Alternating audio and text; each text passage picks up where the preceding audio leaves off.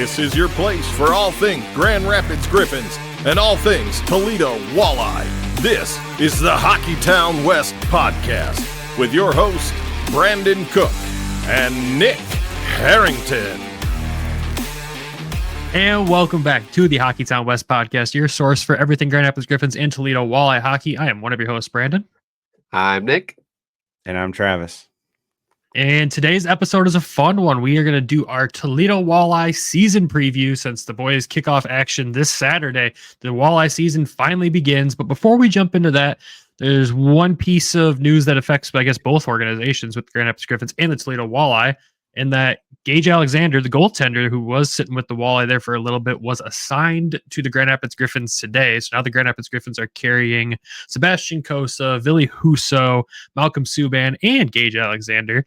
And everybody overreacted to that this morning. And Travis, what's the reason that they had to do that?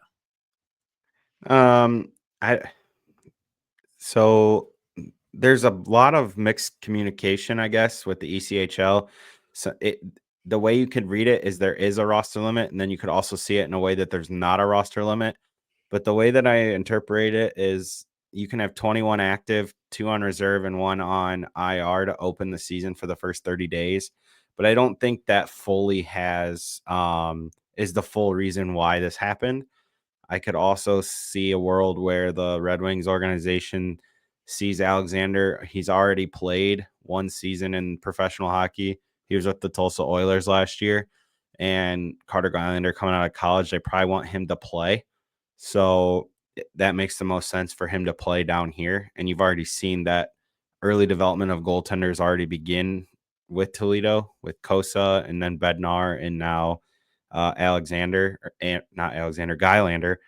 with Alexander getting called up. So that's kind of my thoughts on it. I mean, it could be a fluid situation. We could see Carter get called up and then end up with Alexander back down here. I mean, it's possible, but you said they can have 2 reserve, right? As of right now, the way I understand it, yes.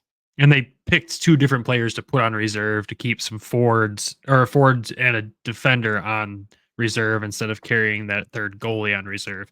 So if that is the way it's written and that is the way it's got to go, and the Griffins don't really have to follow a limit like that, then it makes sense, honestly. Especially, I don't think you're going to see Gage suit up over the 3 signed goaltenders who are available to play right now in Grand Rapids. I don't think that's a possibility. Who knows? I could be wrong, but I kind of feel bad for the kid. It just feels like he's on an island by himself out there, and everyone thinks he's not going to play. And I thought his play time would come from Toledo. So it's making things very interesting in the goalie category yet again. I feel like that's going to be the topic of conversation all season long. I feel like we keep thinking we have the goalie roster situation set, and then a curveball gets thrown to us the next day. But and we still have Jack. Can't forget about Jack. One guy I feel bad for outside of Alexander, and that's Dog having to have jerseys ready for all these goalies. Good Lord. But I don't know. I'm not going to read too far into it because we still don't even know if Ville Husso is going to play a game in Grand Rapids. We don't know if that's just the cap move, paper move, whatever it is. But the video the Griffins shared from practice the other day, I can confirm that Husso was in the net practicing in GR. So he is in Grand Rapids for those wondering where he actually is currently. He is in GR. So that kind of settled that to know that he is here. I'm assuming we see him on the roster this weekend versus the Manitoba Moose, unless something changes after tonight's game versus the New York Rangers for Detroit.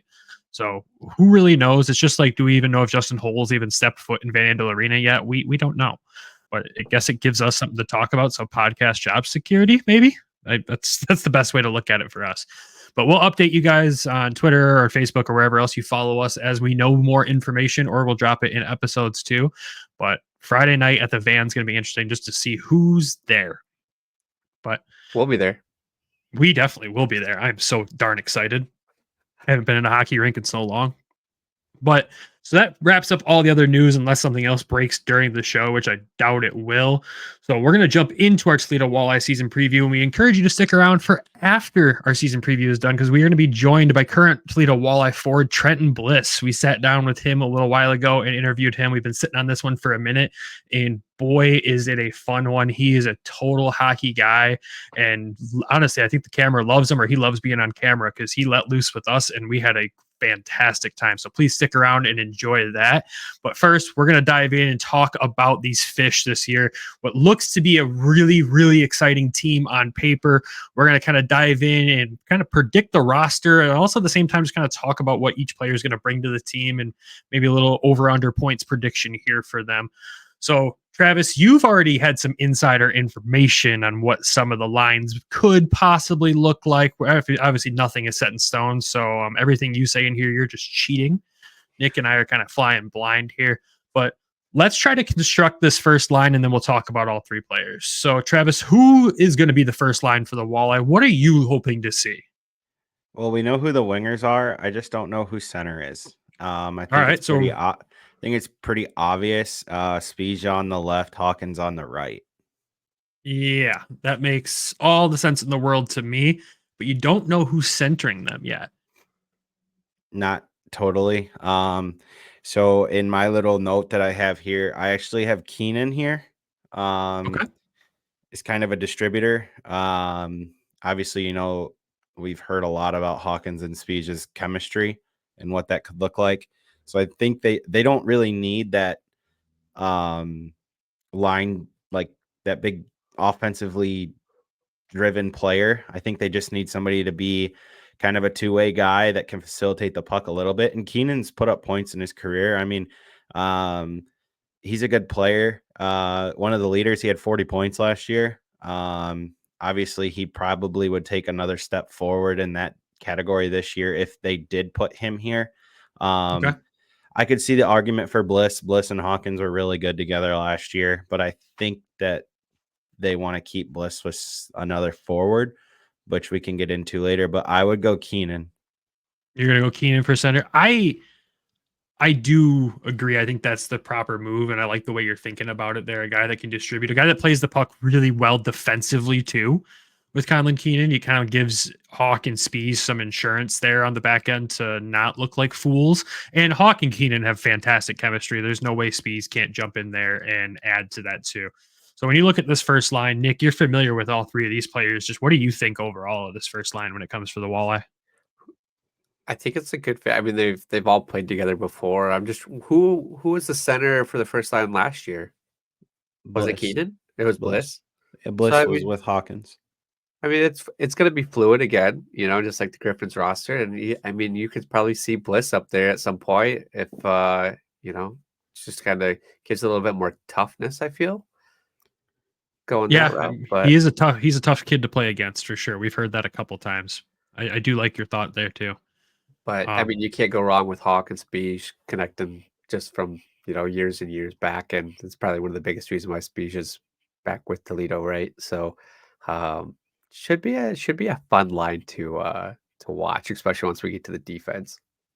Yeah, it feels like it's a line that's going to create some magic. So just a quick run through with all three of these guys. You know, Hawkins had 93 points last season, an absolutely incredible year, ECHL MVP. I'm going to set the over under at 93 if we compare it to last year. Travis, you think he's going to hit the over or the under on that 93? I think he's hitting 100 this year. That's my prediction. Nick? I'm going with 100, going with over. Going with the over as well. I'm going to also go with that over. Having Spezia there, I think, just adds a whole new element to it. And then who's going to be snapping him the puck from the blue line as well? It's going to be interesting to watch.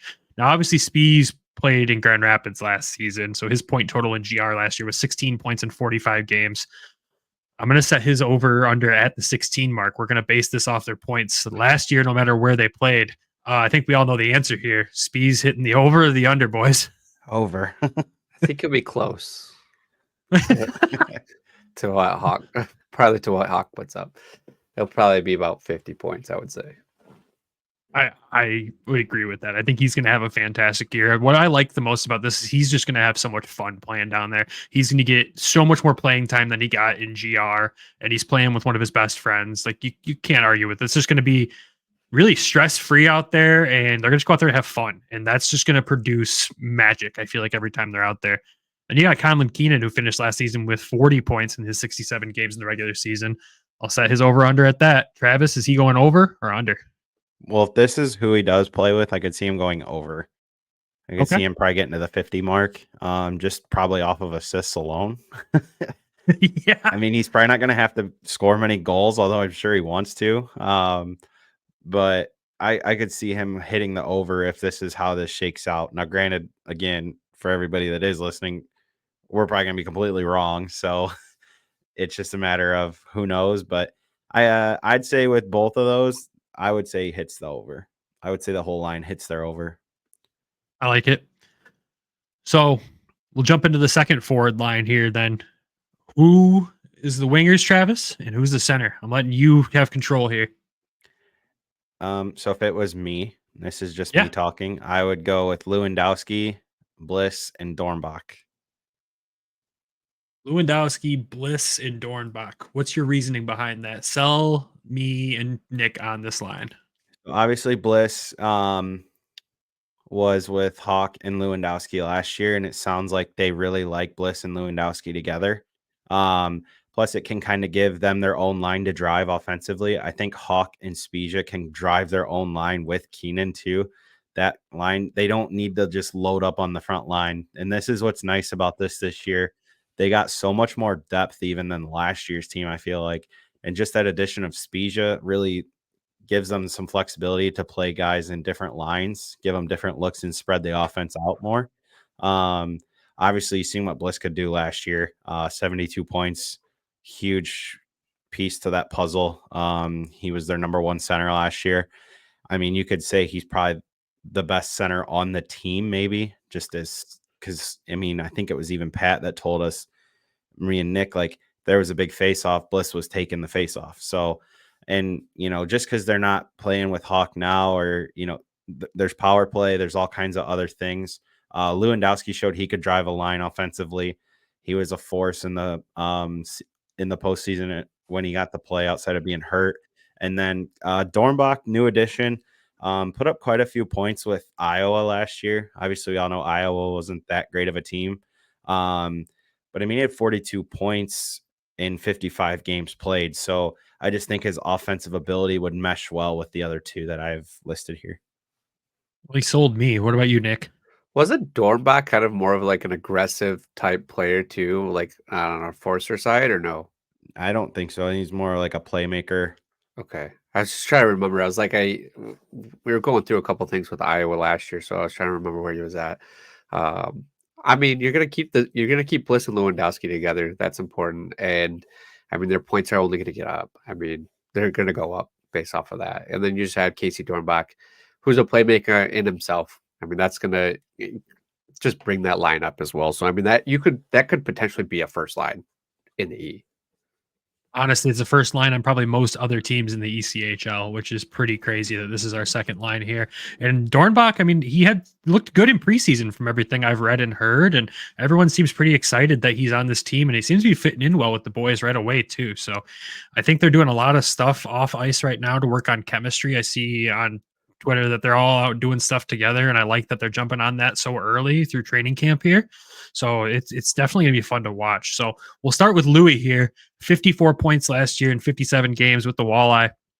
Actually had 3 points in 6 games with the Cleveland Monsters too. I remember one of those goals. It was friendly fire. How many points do you think he's gonna hit that over on the 54 or under on the 54? Travis? I'm gonna go over on 54 myself. I could just see him. I think the assists come back a little bit, and I think the goal total goes up a little bit. So he had 40 assists and 14 goals. I think you might see him in the like 20 goals, 35 assists range, maybe. I don't know. Just something. I just think that offensively he's going to drive that line with Bliss, and then you add a guy like Dornbach too. Yeah, I agree. Nick, what are you thinking? Over, under? Over. I'll take the over as well. We'll move over to the center there, Trenton Bliss, 72 points in 63 games last year. Absolutely fantastic year as a Walleye. Setting the over-under at 72. Is he going over or under, Trev? This one's tough. I think this is one of the tougher ones in the lineup. I could see him coming down just to play a little bit better, maybe defensively. And I think the assists come down, but the goals stay right around 30. I think he might be the shooter on this line, and he's like that kind of that gritty guy in front of the net from what we've talked to other people in the past. But I mean, I don't think they're gonna need guys to like go out and have huge point totals this year like they did last year from their first line because they're so much deeper. But I think he comes down just a tad. All right, Nick.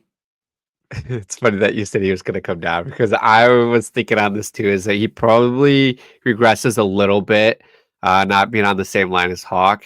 But then I was like, man, that interview with Bliss was so good. So like, I didn't want to, I didn't want to knock him down there on the point side. So I'm going to say I don't want to say over or under. I think he stays right where he's at. I think he might miss by 1 or 2 points, but I think he's going to be right there.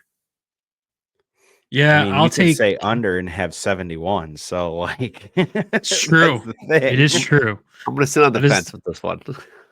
That is the way betting works. DraftKings.com, use code THPN. No, I think I'm with Travis on this where he does regress a little because he's going to probably play a little bit more of a defensive game than he's had to play last year. If the over-under was set at 60, I'd slam the over. I don't think he's going to regress that much, though. I'd say right in the 65 plus range is probably where I'm putting Blisser there. I think so. Yeah. And then Dornbach, 42 points at 55 games last year with the Heartlanders. What are you thinking, Travis? Over or under? Well, he scored in the game I was at, so I'm going to hit the over. I think they're all going to be fairly close, like across the board. That's just kind of my opinion. I think it's going to be a by committee line. Obviously, you had Hawk with 93 points last year, and then the next closest was Bliss with 72. But I think this line, you're going to see more of like maybe you can get 3 guys between 55 and 65 points or 50 to 60. You know what I mean? If you can get that out of your second line at this level, that's huge. Oh, 100%. So moving on to the third line there, Travis, who you got for wingers in the center there? This is where I completely just don't know. Part of me wants to see Craggs with Bantle and Seager just for the size, but I really think that they're going to keep Cruz. I think they're going to put Cruz with Craggs and Bantle. You think Cruz on the left wing? Yeah. Craggs at center and Bantle on the right. Yep. Okay. This is where it gets kind of tough too, because I always try to keep the rights with the lefts, and here you don't have that luxury, but it's just kind of at some point you're going to have it. Now, is there a world where maybe, I don't know, with how Bantle looked in the preseason game, you could even flip him and Dornbach, but like with how Seager looked too, like that's the thing, you have no idea. And what's so neat about this year is they can dress that 12th forward. So that's making it a little different, but I think you're going to have the size with Craggs and Bantle, and Bantle showed the skill, and we all know Cruz can, when he hits that gear, I mean, offensively, he can be pretty creative himself. So I that's how I kind of see it. I mean, I think Cruz played a little bit with Craggs last year too, so that kind of helps. Okay. What are you thinking, Nick? I'm good with it. I mean, you could probably see Bantle. Like, we were surprised based off of what you're telling us, Travis, about Bantle and how well he was playing. I mean, they could swap with Dornbach too. You know, you could probably move him up the lineup as well, just based off of what you had told me, Travis. Because what we saw at up in Traverse City was not the same player that you saw. So it makes it interesting. It does make it interesting. I kind of thought you were going to go the route of Bantle, Craggs, Seager on this line. That's just kind of what I was thinking, but I can't really argue with this either. Hey, if you want to bring back that old school mentality that the Storm played with, that heavy physical game, that's the line to do it with just the pure size. It's kind of what I was thinking of, and that's what the fans have been begging for, right? Just pure physicality on top of the high offensive output that the team already had. They wanted the team to be more physical. So that was kind of my thought process and the approach, but I don't hate this line either. I just, putting Cruz with the younger guys like, Messina and Ness kind of made sense to me. But I mean, I'm all in favor of that too. I could see that. I just know with what Mark's kind of shared with us that they did like Cruz and Craggs together, which is kind of why I put them together. I will stick with it if the great Mark Monroe says so. So we will Now, jump granted, into that was a couple weeks ago, so things could have changed, but at that time, that was kind of what we had heard they were thinking. So, I mean, anything's possible, but I mean, I would love to see Seager, Craggs, and Bannell together. That'd be a fun line to see. And just because they're not, you could have somebody playing on the second line that night one is playing on the fourth line. That's the luxury of having a good team that's really deep. You can always rotate guys in and out, up and down the lineup. Yeah, exactly. And this is the crazy part too. We jump into talking about the point totals and setting an over under. Talk about putting a guy like Cruz on the third line who had 54 points in 70 games last year.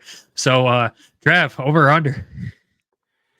Oh, this is getting tough because you I want to know. say they're all gonna go over.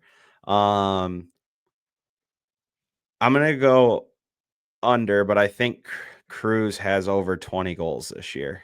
That's my We had prediction. 18 last year, so we think he loses some points but gets a few more goals. That's what I think. I think Craig, if they do this line, if they were to go this route, I think Craggs is going to create some space for Cruz that you're going to get to see the shot he kind of has, which, I mean, you've seen on points last year at points. If you could take that next step offensively, then you got a really good third line here. I like that. Nick, what are you thinking? I think you said Cruz was more of the second line last year? I can't remember. This is the thing, and we want the lines. We want the projected lineups. I don't remember from last year. And that's something that I'm going to keep track of, at least at the home games for us. But I think he played between the second and third line a lot last year. Okay. I think it goes. I think his points go down.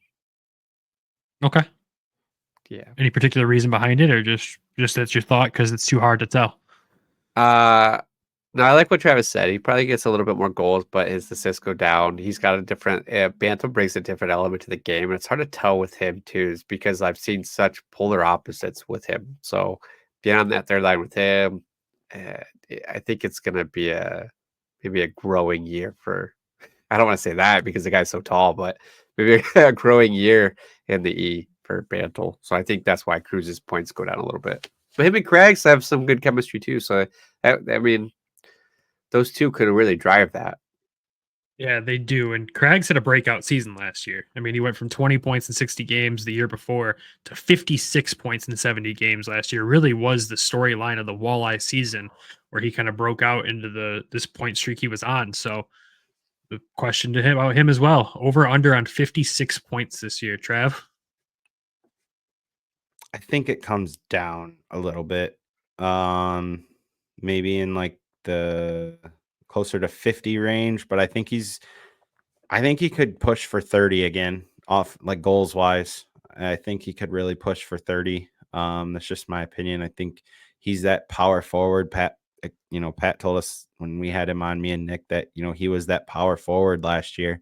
Now, I mean, you could, add like a Carson Bannell to him too. You may take another step offensively, could shove it all down our throats. Hopefully he does. Hopefully the whole team does and they win the cup this year. But I just could see maybe again kind of like where the assists maybe go down a little bit, but the goals go up just because he's kind of going to be all over the place. But we'll see. I think he pushes for 30 goals, but maybe the assists go down a tad. All right, Nick. I think he goes up. He builds off of last year. He's more comfortable in Pat's system. He's got another year in the, here in Toledo. I think, and he's got Cruz with him too. If he played with Cruz a lot last year, I think it goes up. I think he continues to build on his trajectory. I'm with Nick on that one as well. I actually do think it goes up too. He's going to have more responsibility on this line, but also I think the puck will find his stick a lot more as well, being in the position he's in. I can see it going up. It probably won't go up by a ton, but I don't think he regresses. He doesn't go back to year one. He's going to still be a 45 plus point scorer. I think he can actually still build on last year and hammer home a couple more goals or maybe just a few more assists. It won't go up anything crazy, but maybe one or two, we'll take the over on that. And then this is where it gets stupid with this whole setup. This is where my idea of this was fun, but also it gets complicated because Carson Bannell, this is his first pro year. And he had 19 points in 39 games with Wisconsin last year. So Trav, over under on 19. Up. Yeah, smashing the over, right? Probably in the 30s, maybe the 30, 40 range. I can see that. I like it. Nick, what are you thinking? I think it does go up, but I don't know if it gets as high as 30.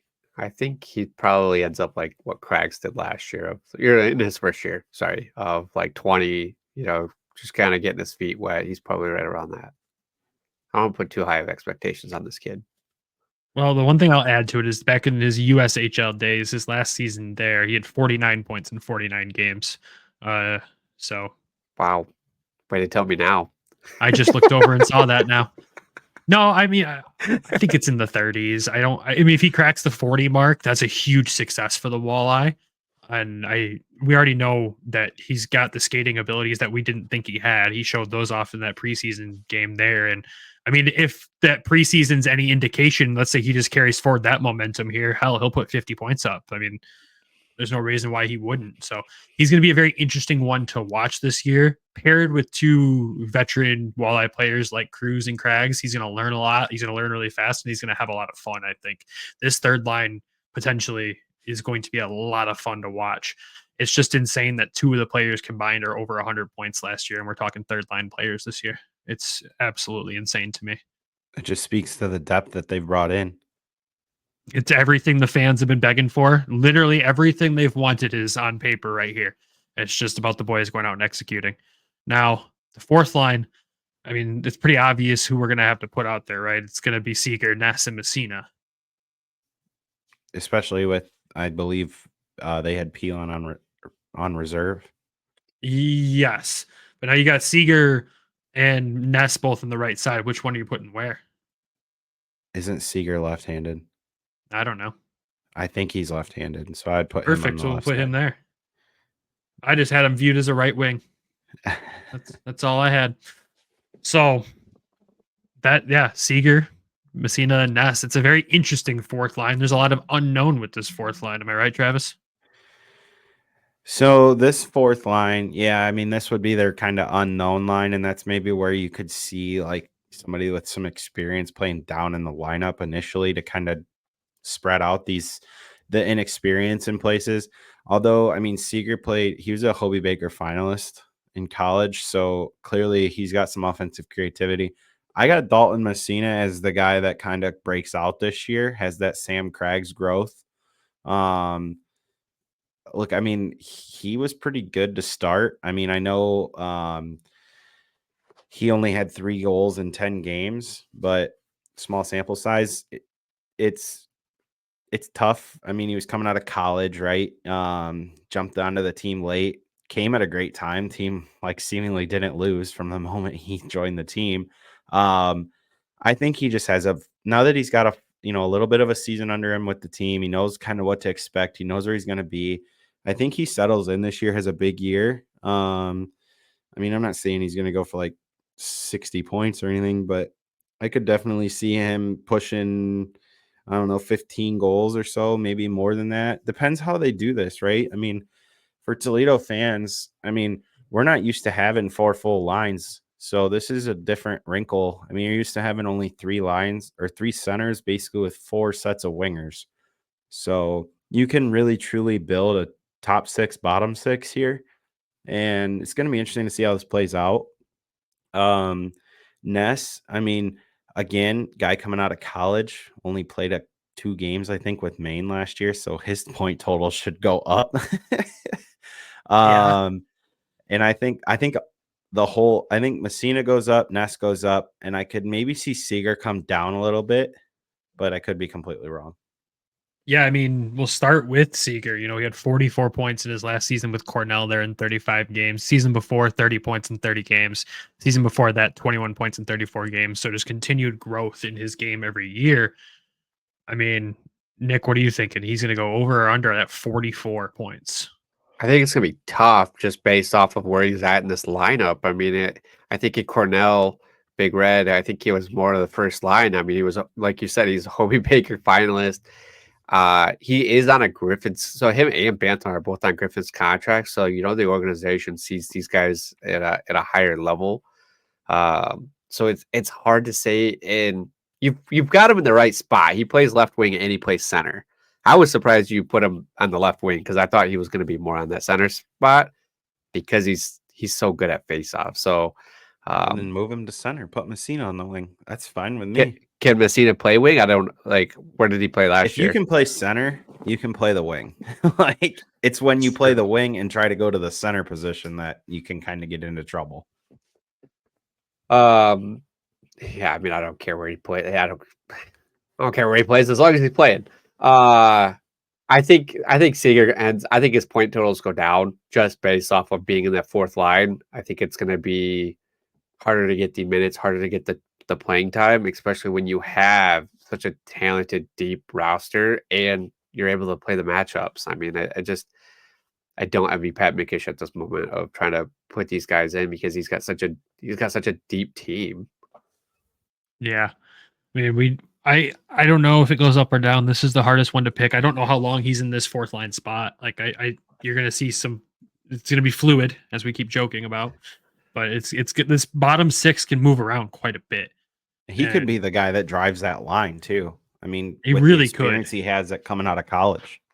He looked good up in Traverse City too. He did. He impressed me a lot. I thought he was going to be a shoo-in to make the team in Grand Rapids, but here we are. So, yeah, I'm going to take the safe bet and say it's going to be a push, and he's going to hit exactly the same amount of points. Why not? And I think he's going to impress a lot of people. I know the Toledo fans are just going to freaking love him. I mean, he's a monster. He's a big dude. He can shoot the puck. He can play the game aggressive. They're going to absolutely love this kid. Messina, I agree with you, Travis. His points are going to go up no matter what. He's getting a full season, and he's going to tear it up. And then Ness, I mean, he's an interesting one. His point totals in college when he played for North Dakota were pretty low. Almost every season had 6 points in 20 or 30 games, but you go back to his USHL days and his last season, 45 games, 44 points. So I don't know. It's going to be an interesting one to watch. And this team's so deep. That's the crazy part. I've never seen an ECHL team this deep at forward. This is insane. I'm going to go out on a hunch, and I'm going to say Ness gets more points this year than he did last year. I think that's an obvious one. Might be wrong there, but he might get more points than last year in the first month. Like, well, if you go off the main stats, he had 0 points in 2 games, so I think that's pretty likely. Yeah, I'll even go off his last year in college where he had 6 points. Like, it is what it is. But overall, before we move on to defense, any arguments for change on this lineup for the forwards? I don't have any. I said Seager and Messina, just have them swapped. I just think that's why Grand Rapids really signed Seager was for that center, not the wing. But I'm fine with that. Sure. I'll take it. Sign me up for it. Done. Easiest argument you've ever had in this show, Nick. Really? I think so. On that. We might need to go through some episodes for that. Let us know in the comments if I'm wrong. But yeah, I think that's. I mean, looking at this forward setup is insane. Like, I can't believe my eyes. And if you're a Walleye fan like you, Trav, you have to be just to the moon excited right now.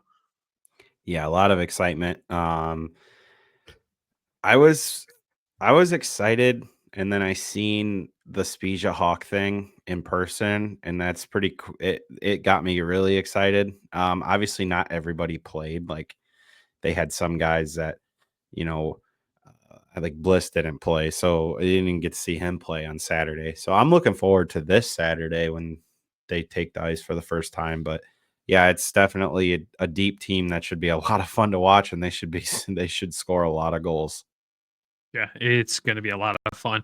Well, before we dive into the defense, we got to take an ad break here. So we'll send it over to the sponsor. When we come back, we will dive into the walleye defense. So, Nick, go read the ad. The quest for the Stanley Cup starts now. The puck's dropping on the 24-25 season. Get in on all of the action at DraftKings Sportsbook, an official sports betting partner of the NHL. Super easy for the first timers to get started. Try betting on something simple like picking a team to win. Go to the DraftKings Sportsbook app, select your team, and place your first bet. With the Red Wings opening the season on Thursday, October 10th, the current line is Detroit Red Wings a minus 130 on the money line. Odds and lines are subject to change between now and then. And if you are new to DraftKings, listen up. New customers bet $5 to get $200 and bonus bets instantly. Download the DraftKings Sportsbook app now and use code THPN. That's code THPN for new customers to get $200 and bonus bets when you bet just $5. Only on DraftKings. The crown is yours. Gambling problem? Call 1-800-GAMBLER. In New York, call 778-HOPE-NY or text HOPE-NY 467-369. In Connecticut, help is available for problem gambling. Call 888-789-7777 or visit ccpg.org. Please play responsibly. On behalf of Blue Hill Casino and Resort, Kansas, 21 plus age and eligibility varies by jurisdiction. Void in Ontario. Bonus bets expire 168 hours after issuance. For additional terms and responsible gaming resources, see tkng.co/ice. Copyright NHL 2024. All rights reserved. And welcome back. All right, boys, it's time to dive into the defense here. I feel like this isn't going to be that long of a conversation. Not a lot of arguments here from our side, but Travis, this newly stacked up defense, who is the first pairing? And I know one of the guys for sure. Smerrick on the left and Sawyer on the right. Oh, okay. I didn't actually know where you were going with this. All right, break it down for me. So Sawyer's going to be this steady presence. I think is going to let Jalen Smerrick be Jalen Smerrick offensively. Obviously Smerrick was like, I think he was at like 71 points in 72 games or something, roughly. Something ridiculous like that. Yeah. The Eric Carlson of the ECHL, basically. So I think Sawyer, like I was kind of saying, provides that stay-at-home steady defensiveness, but he's also a puck mover. He can move the puck a little bit. And I think with him being that kind of stay-at-home guy, that lets Smerrick just go, be the diesel engine that drives the defense and just go. So that's just where I'm kind of at there. Somebody to stay at home with somebody offensively. Yeah, Sawyer's had an interesting career too. You know, he came out of college from Michigan Tech and spent some time with the Wilkes-Barre Scranton Penguins and Wheeling for a little bit there.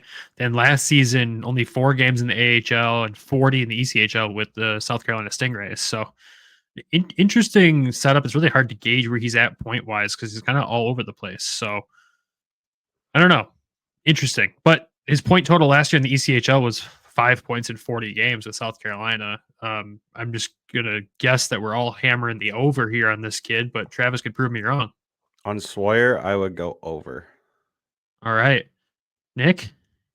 Oh, I'm going over with Smerrick. I mean, it's from what you've explained, Travis, it sounds like it's more of like a Simon Edmondson and Albert Johansson kind of situation that we had up here last year. Is Simon activates and Albert's there to, clean it up on the defensive end and stay steady, stay calm, and do the thing. So I'm gonna go over on Sawyer. I'm gonna go over on Smerrick too.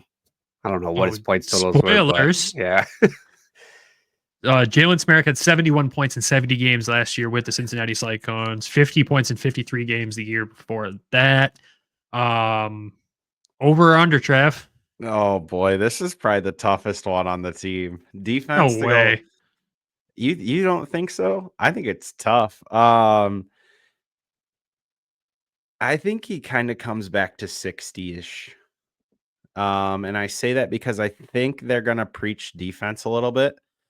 So they might hold the reins on him a little bit. I think he's going to be a power play merchant, though. Like, it's just he's going to get so many points on the power play. It's going to be insane. I think over half of his points come on the power play. So I think you're right. They're going to preach defense a little more, but I think this Walleye team is about to see a lot more power play opportunities with some of the guys that they have here to get under the other team's skin. I feel like penalties being drawn this year are going to go up, and I think they're going to go up exponentially. I know, we had Riley McCourt, last year who would get in everybody's face, but there's a certain defenseman here that I think is going to create a lot of chaos and attract a lot of attention and draw the other teams into some bad behaviors. So I think Smerik will end up going over just based on how much time he's going to spend on the power play. I could be wrong, but I'm going to say over. And Nick, you already said over as well, correct? Yeah, I'm smashing the over. I mean, how many points does he have in the preseason games? He had 1 point in one game. We play how many games? They only played 2. No, how many games do we play in the E for like the regular season? 72, I believe. 72. So I think he'll be like 72 points or more. Point per game. I mean, I just want to say for a defenseman, that's a huge number. It's definitely possible. I hope he hits 80. Like I hope he improves dramatically on last year even. And I think he's on a way better offensive team. There's definitely the potential to do it. That's just a tough number for a defenseman, I think. But like I said, we didn't see it firsthand last year. So like, come back to me after this week and I might change my mind. No, we were on the receiving end of it last year.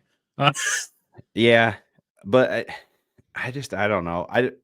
I'm excited to just see it. I'm glad he's here. I hope he has a huge year. I hope he crushes the over. I could just see it coming down a little bit, but I think a lot of his points come on the power play. I can hear it now. Smerik snaps the puck up to Spezia to Hawkins scores. Like, yeah, I can already hear it. There's nobody that talented on this. And I'm just going to just throw this organization under the bus, but the Cyclones are not that good, as good as what you're going to see here with Spezia, Keenan, and Hawk. That's what I'm thinking. Like, he's going to smash. I'm smashing the over on it because the 3 players that he has that are on that forward side is just so offensively gifted compared to what anything the Cyclones have. He had 71 points. I'm going to say 72 just because he was a super nice guy when we talked to him. So I'm giving him the point bump to hit the over. I'll say this. He did say to us, like, hey, we should meet up sometime. First one's on me if he hits those over from this year. Oh, yeah, 100%. Right? This whole night's paid for if he hits the over. Are you kidding me? Don't tell him I said that, though. So let's hop into that second pairing there. Who is the defensive second pairing on this team this year, Trev? So this is where I went with Redicop and Gabriel. Which side and which side? Redicop on the left, Gabriel on the right. All right. Reason behind it is? Redicop, stay-at-home defenseman, and Gabriel had a little bit better offensive season the year before he came to Toledo than he did last year. Now, granted, he was in the American League for a little while. I think he takes a step offensively a little bit. I think Redicop gives him that stay-at-home presence, and Gabriel was with Propavesis last year. That was kind of their shutdown pair. So you could see that role again with Gabriel and Redicop. But at the same time, I just think there's a little bit of untapped potential offensively with Gabriel that you might see offensively. Okay. Any additional thoughts on this one here, Nick? I'm going to smash the over on the penalty minutes for Redicop. I was just going to say that. I don't know, man. 194 last season. It's just so impressive. Okay, maybe I gotta smash the under on that one. I think Pat probably reels him in a little bit more than when he had the free reign over in Kalamazoo. Here's what I see with Redicop. So, like, obviously, he's a Grand Rapids Griffin signing. We'll start there. They signed him essentially for Toledo, but Pat did mention like they know what he's about. They like his game, and he is good on the defensive side of the puck. There's nothing really bad about him when it's that. What I do see happening is the moment the Walleye get down in a game, especially at home, Chaz is going to get that nudge from Pat that says, go create chaos. And he's going to go out there and get that freaking arena pumping by just doing what he does. And then the offense is going to go out there and do what they do. He's going to be the hype man for this team. And it was really funny, too, the little interview they did talking about Redicop. Hawk was like, I remember I'm in a wrestling match in the boards with Redicop last season. And I'm thinking, what am I doing here? I don't belong here. I'm not going up against Chaz Redicop. And, he's happy that he's on the team. And even Redicop said, it's kind of fun when you're out there, you create that bad blood with the guys, but as soon as you walk in the locker room, it's all hugs, handshakes, and it's a good time. You can tell he's really excited to be a Walleye. And I don't blame him.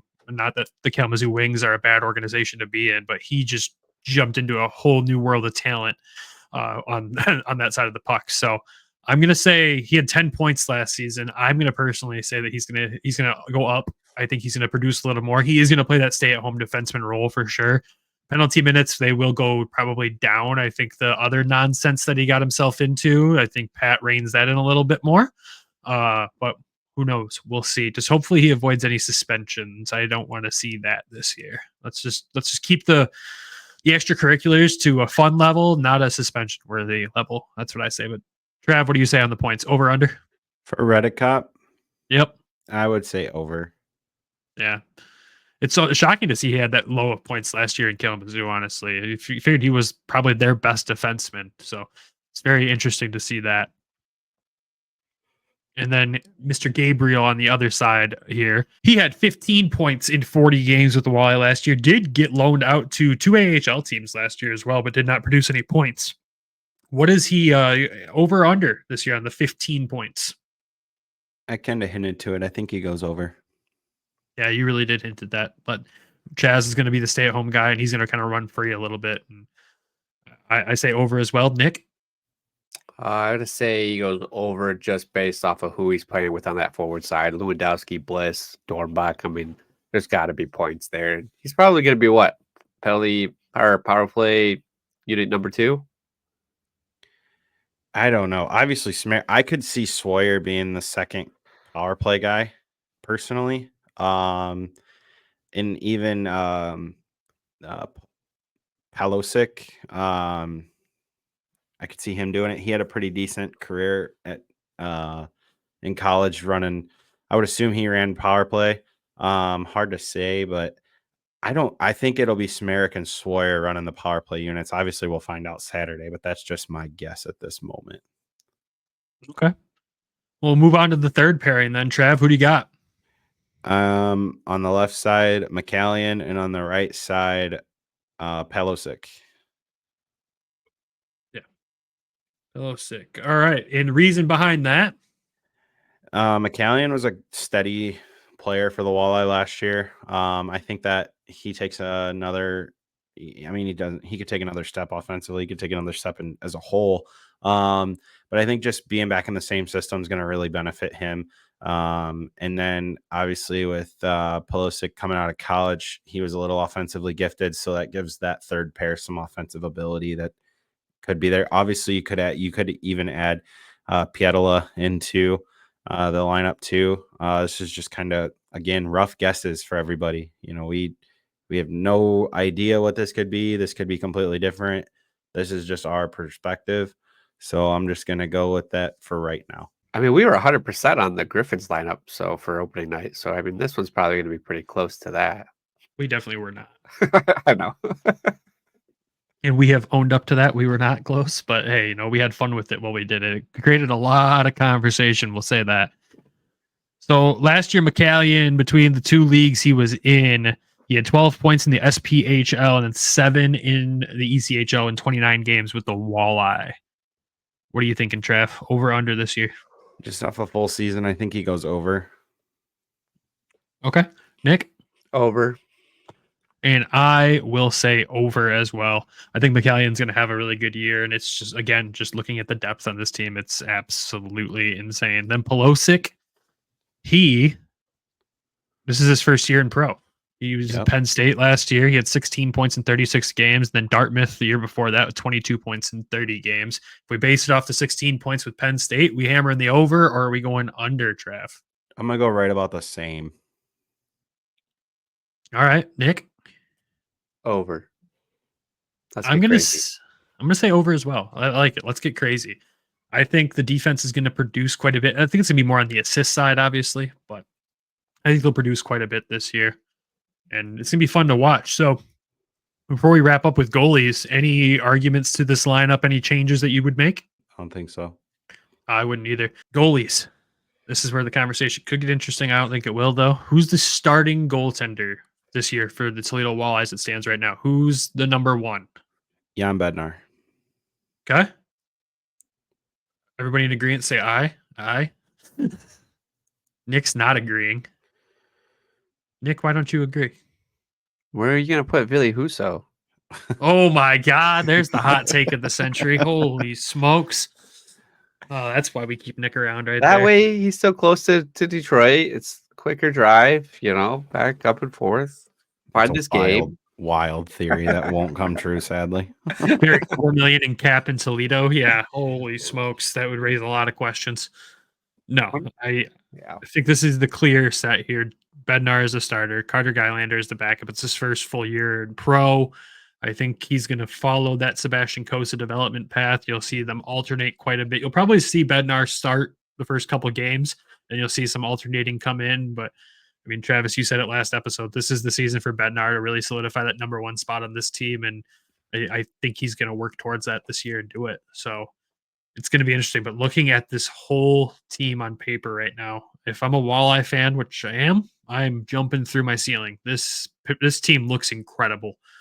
I mean, they just got to produce, and I mean, there's a ton of pressure on the team. The pressure has probably never been higher on this team, and they cannot let the pressure break them. They've got to go out there and do their thing and play their game. And there's tons of good leadership and veteran presence on this team that I think will be able to rein everybody in and do that. Travis, what are you most excited about? The new faces, obviously Samarik, Redicop, even Banel, Seager, Ness. It's just they're on track to have another huge year and make another run at the cup. I mean, it's just a matter of time, and I think this team could do it. If they can get the goaltending and play solid enough defense, they definitely have the firepower to do this. So it's going to be a fun year. I think they're going to be in a battle for the Central. I think the Central is going to be a tough division, just because of the affiliation with the Cyclones and the Marlies. Obviously, we know what happens there. The Marlies assign a dozen or so guys down. Obviously, last year with Newfoundland, it kind of wasn't what it had been prior. But I could also see a world where Toledo just steamrolls everybody in the Central as well. So I don't know if they maybe get out to the lead they got out to last year out the gates, just because they have some tough games at the beginning of the season. But if they do get through those tough games, they get off to a good start, they could really, really, really get going here. And then it's just a freight train rolling downhill. So, I mean, it might be too early to say it, but you know, the Central Division did change this year. Wheeling departs and Bloomington comes in and being a brand new team of the ECHL. And just kind of glancing at their roster, I feel bad for them having to play the Walleye as much as they're going to have to play. Their roster does not look that good on paper, just based on what I've looked at. But have you seen a lot of additions from the Marlies already be assigned to the Cyclones, or has that not been announced much yet? I haven't gone in there in depth into the other rosters around the league yet. It's probably something I'll get into this week with this probably tomorrow with the season starting Saturday. But we'll see. I just think that there's some good teams. Like Fort Wayne's put a pretty good team on paper from what I've seen addition wise. They got a pretty good player that played for BG on their team. I think he could have a pretty good rookie year in the ECHL this year, and then partner it with some of the other additions they've had. I think they're going to try to take a step to be a lot better this year. And then, I mean, I think Kalamazoo regresses a little bit myself. That's just me. They've lost a lot of key voices, a lot of key people in that organization. And then Indy they always seem to just kind of flutter in that 4-5-3 range with the division. And I don't think, was it Bloomington, right? I don't think they do a whole lot. I don't think Iowa does a whole lot. I think it's probably going to be your Toledo, Fort Wayne, Cincy. Those teams that kind of have ran the Central for a few years are probably going to be right there again this year. Well, it's funny because while you were talking, I decided to pull up something here real quick, and I'm going to throw it on the screen for anybody watching on YouTube. But the Cincinnati Cyclones did drop their roster here, and I just kind of want to show you what it looks like in total, because I see 7 Toronto players, and then Pavel Kajan, the goalie that played a little bit with Kalamazoo, a little bit with Cleveland Monsters. He's a pretty good goaltender. But I've only seen 7 players from Toronto with the Cincinnati Cyclones currently, and I'm not that great with player names, especially when you get down to the ECHL, but nothing is jumping off on paper like, oh my God, I'm going to scream. This is scary. I don't know. We'll see. Obviously, they got their captain back with Justin Vive. That's a big voice down there. A lot of people thought he was going to be done after last year, but he came back. Coparuso, he's a really good player. Again, like I'm still learning a lot of the big names throughout the league, but those are the two that really step out that are going to be on ECHL deals.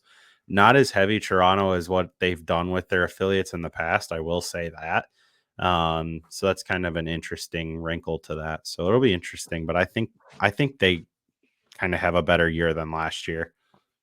There's a lot of investment with Toronto this year in the Marlies' success, it seems like, from what I'm reading around the league. So I think you're going to see a lot more focus in keeping key players in Toronto with the Marlies. And I don't think Cincinnati's going to get the love that other affiliates have gotten from the Marlies so far.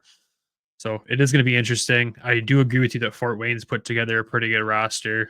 I do agree with you that Iowa's not going to do much. We're already seeing in the AHL they're struggling as well. There probably needs to be a complete revamp at the lower levels for them. It's going to be a fun season though. I'm really excited to see where this shakes out, but I don't know. Toledo just had a massive year last year. 105 points, 48 wins, 14 losses, 4 overtime losses, 5 shootout losses. It seems like this roster can replicate that. And Travis, I'm sorry, what did we say before we started recording the goal differential was last year? They were plus 80. Yeah. Yeah, no, not a big deal, right? Yeah, so no big deal. adding guys like Smerik on the back end there, which we didn't see a ton of scoring from the Walleye defense last year. Am I wrong? Right. McCourt, he was their offensive guy last year. I mean, I think you're going to, and it nowhere near was the level of Jalen Smerik. No, because McCourt had 52 points last year. Yeah, Smerik had almost 20 points more. So I think him offensively running the power play, he's going to be the quarterback.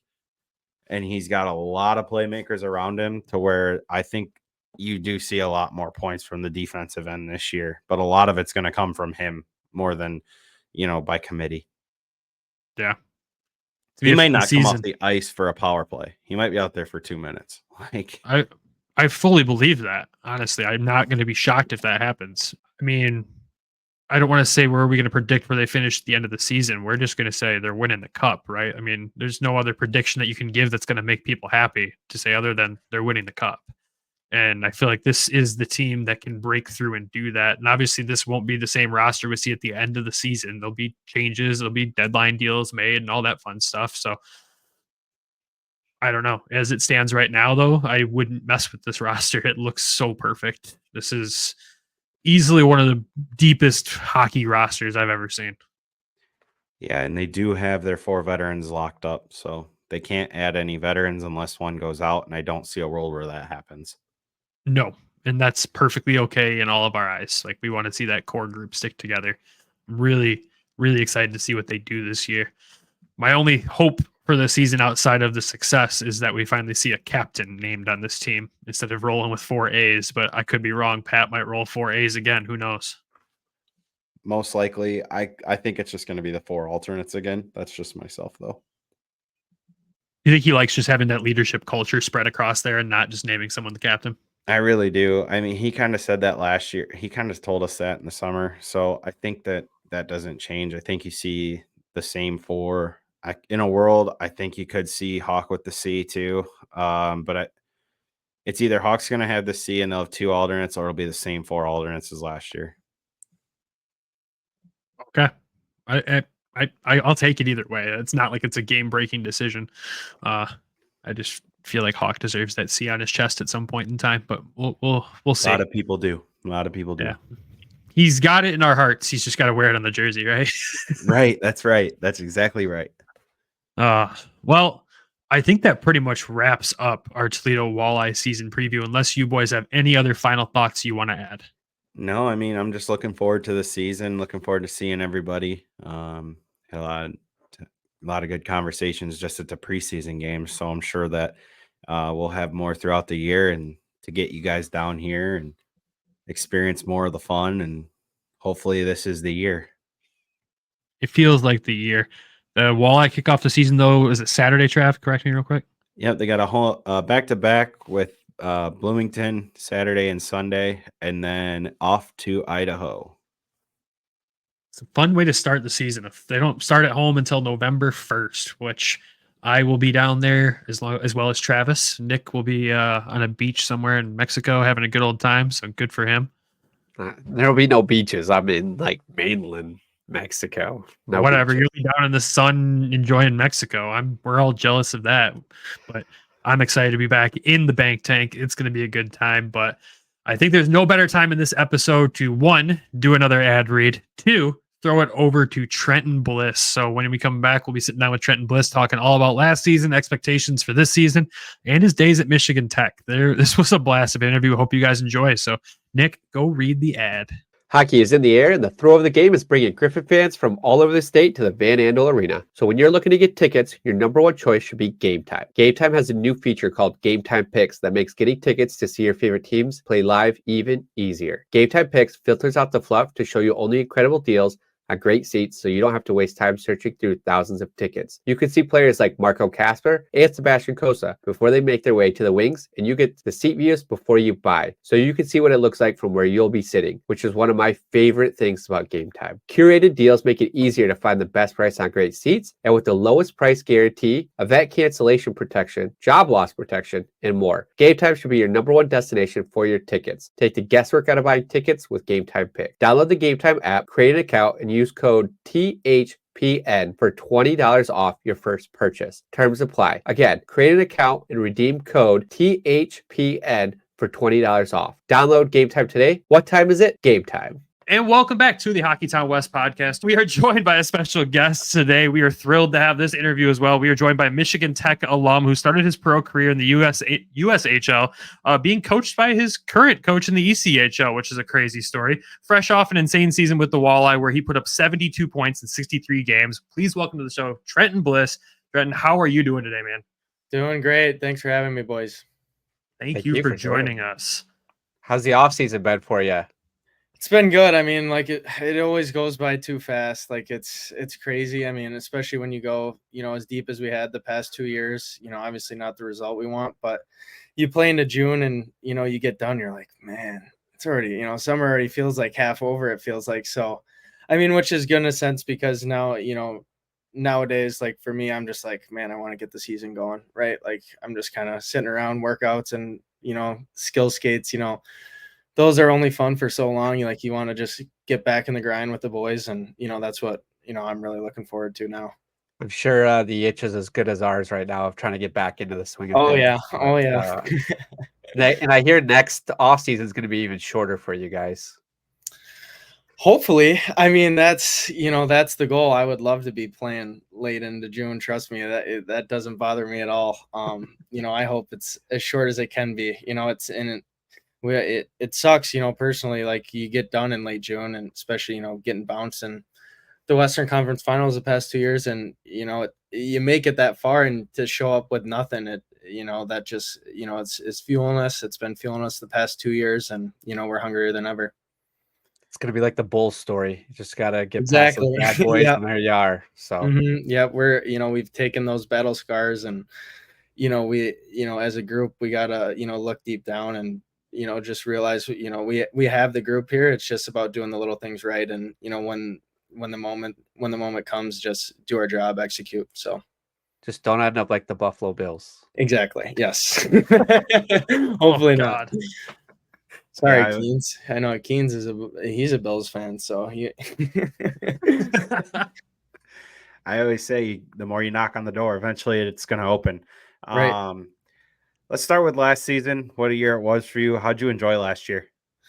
I mean, man, it was awesome. I mean, obviously, from a personal standpoint, wish I was, up in Grand Rapids a little bit more. But I mean, part of the reason why I signed the deal that I did is because I love playing in Toledo. And that was kind of, all right, the worst case scenario for me is I'm down in Toledo. And for me, that's, not really a bad scenario at all. I love the organization. I love the city. I love just the team, everything about it. I mean, it's been a really, special 2 years for me, but, personally last year, the team it was a little different dynamic, definitely coming in from, my first year. We had a lot of younger guys. So it was just a new feel. And I think, for us, we gelled really well. I think from, top to bottom, it didn't matter if, you were the leading point scorer, or, a guy that was in and out of the lineup, everyone was best friends. We didn't have egos on the team. And that's why I think we had, such a great cohesive unit, and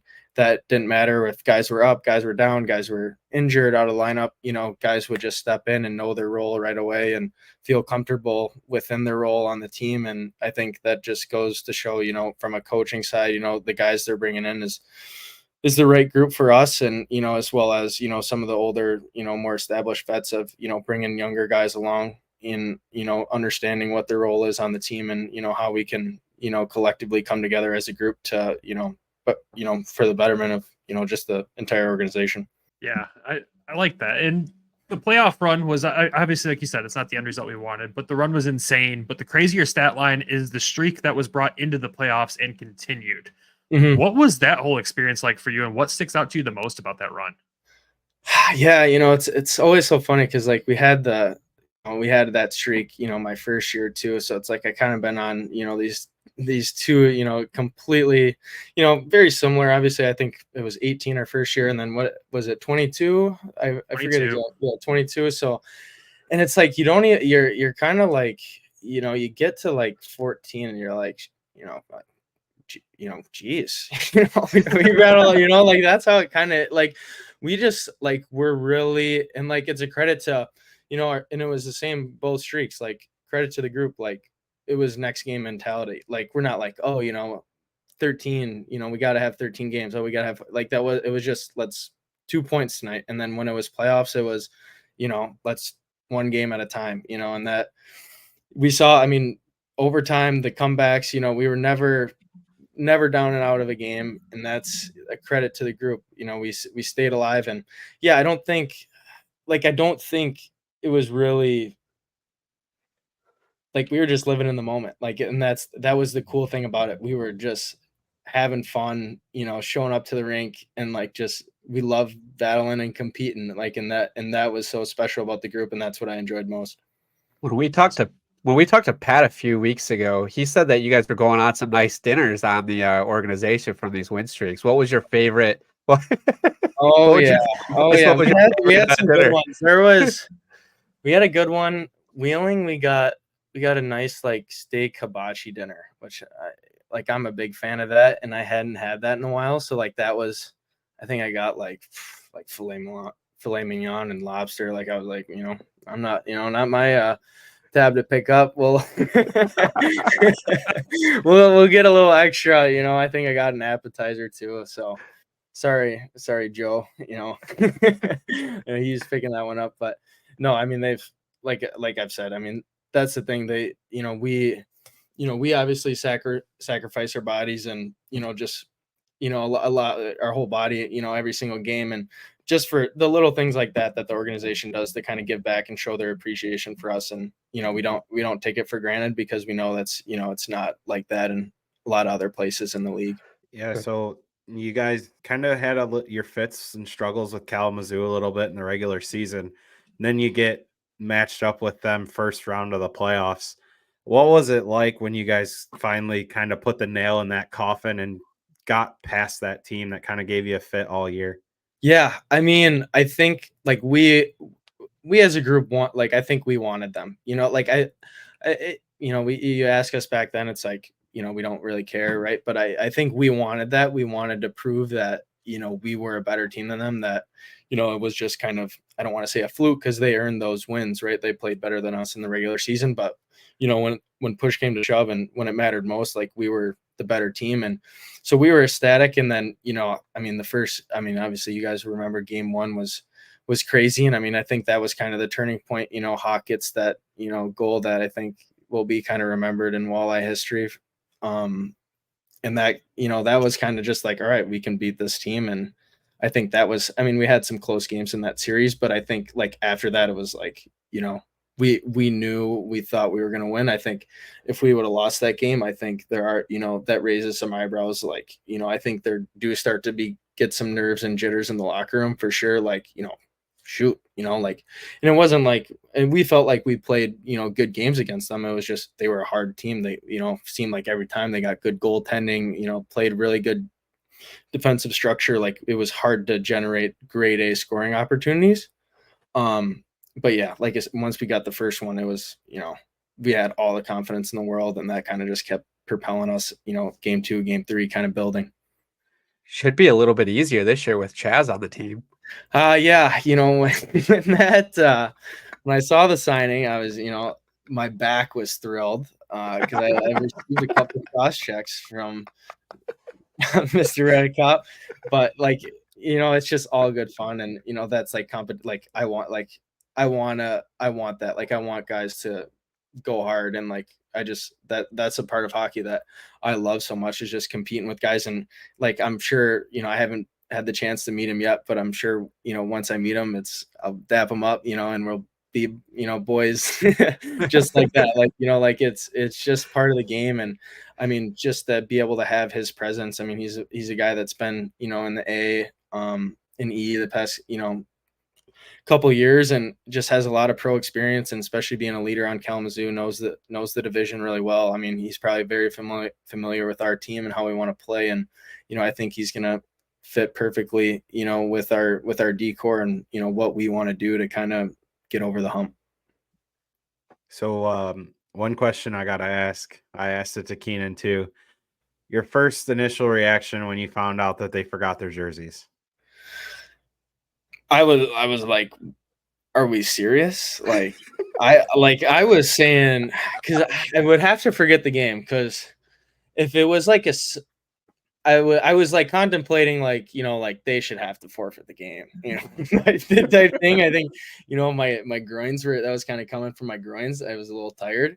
But like, yeah, it was like, we were just kind of like getting ready for the game and like not really knowing what was going to happen. I mean, it was just and then just coming on warm-ups, it was like, are we like, is this pro hockey? Like, what am I? Yeah, it was, I mean, it's obviously all like, just, kind of funny now to look back at it, and not really a big deal. You feel for that equipment manager. Like, that's like the worst case scenario for those guys, I'm sure. And like, what keeps them up at night. So felt bad for him, but yeah, like that was a wild experience. And then it's like, you're seeing it on Spit and Chicklets after the game, and you're like, man, this isn't the way I wanted to be on Spit and Chicklets, but I guess, whatever it takes.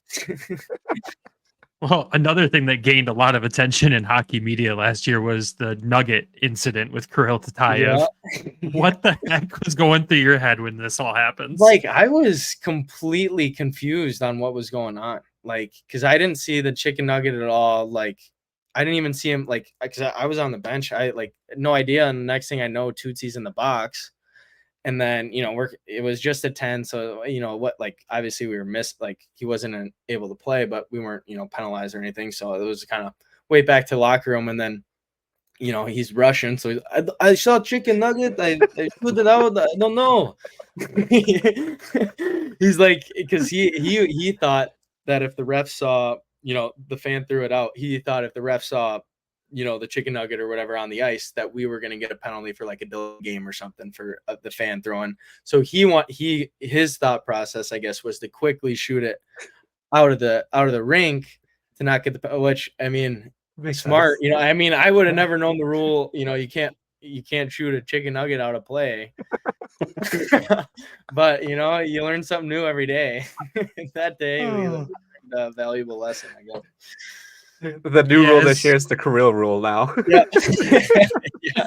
Yeah. Hopefully we don't have to see that again. Yeah, trust us, as Griffins fans, we learned enough about fans throwing on the last year. Yeah, so. I saw that after the game, and that was I forgot about that too. That was crazy. Yeah.